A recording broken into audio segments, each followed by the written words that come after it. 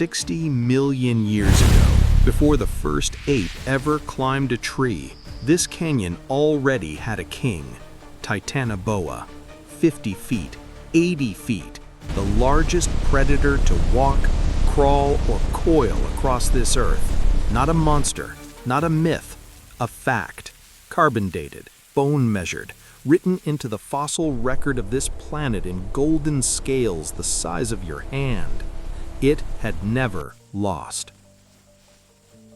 It rises on the cliff with everything it has left, the last tactic of a creature that has outlasted every opponent it has ever faced, dropping its full body weight in a single circular coil, 80 feet of muscle falling from above like a net around something it intends to end.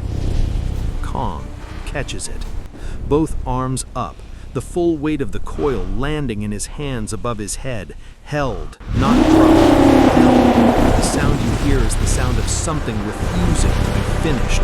The pull, the slam, the swing. He pulls it down off the cliff, drags the midsection to the canyon floor, and then, in a moment of desperate brilliance that only a mind could conceive, he begins to swing it. The serpent's own body turned into a weapon against itself. 80 feet of TITANOBOA used as a hammer to hit TITANOBOA.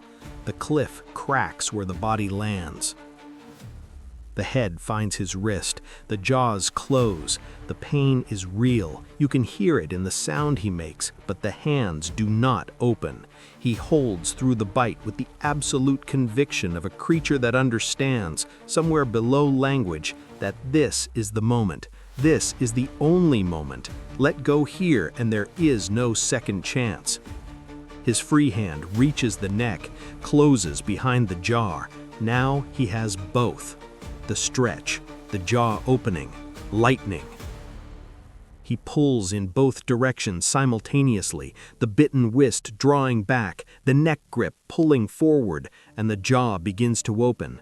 Not from force alone, from geometry, from leverage, from the application of a primate mind to a physical problem that pure size and speed cannot solve. The jaw reaches 160 degrees. Above them, lightning hits the canyon rim. For 1 full second, the entire canyon is white, both creatures frozen in the flash at the absolute peak of what either of them can do. A photograph that no one will ever take, a moment the rock remembers and the water forgets and the light carries away forever. The coils settling, the stillness. The body goes quiet, starting from the tail, moving forward through the coils one section at a time, the thrashing becoming slower, the slower becoming still, the accumulated exhaustion of the fight traveling through TITANOBOA's length like a tide going out, and when it reaches the head, something in the gold eyes changes. For the first time in 10 million years of being the apex of everything, TITANOBOA is prey. Kong closing the jaw, setting it down.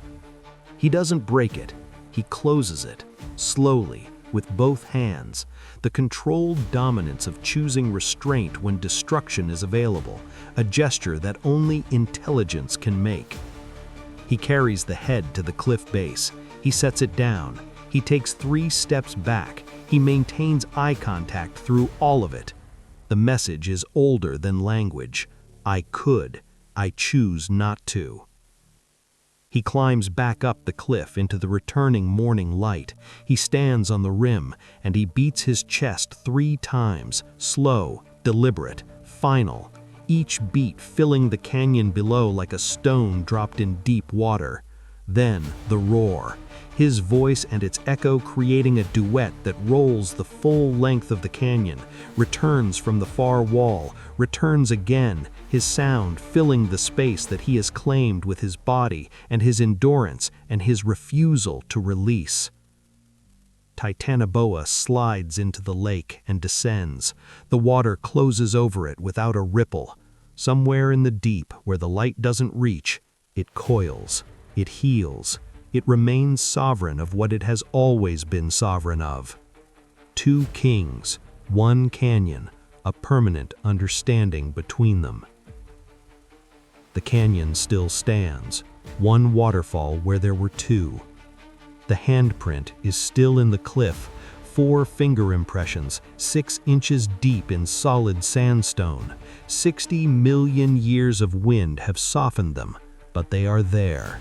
The deepest mark left by any creature that has ever stood in that canyon. Some things leave permanent marks.